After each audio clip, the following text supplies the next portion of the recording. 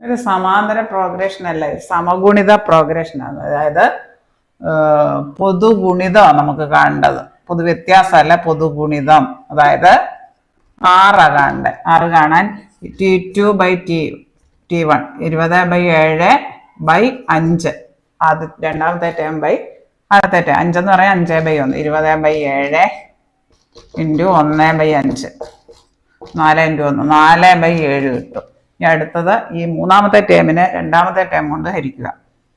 അത് രണ്ടും തുല്യമാണെങ്കിൽ പൊതുഗുണിതമാണ്.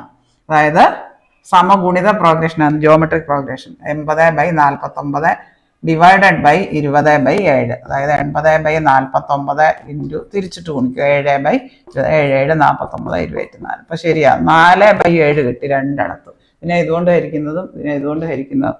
രണ്ടാമത്തെ ടേമിനെ ആദ്യത്തെ പദം കൊണ്ട് ഹരിക്കുന്നതും മൂന്നാമത്തെ പദത്തെ രണ്ടാമത്തെ പദം കൊണ്ട് ഹരിക്കുന്നതും തുല്യമായാൽ ഇതൊരു സമഗുണിത പ്രോഗ്രഷനാണ്. പൊതുഗുണിതം 6 എന്ന് പറയുന്നത് 4/7 ആണ്. ഇവിടെ പൊതുഗുണിതം 6 << 1 ആയാൽ നമുക്കൊരു ഫോർമുല ഉണ്ട്, തുക കാണാൻ.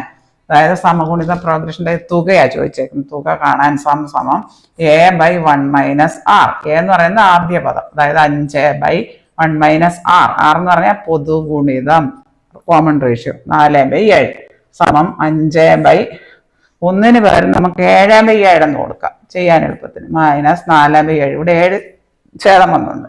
അതായത് 7/7 - 4/7 എന്ന് പറഞ്ഞാൽ 7 - 4/7 3/7 കിട്ടും.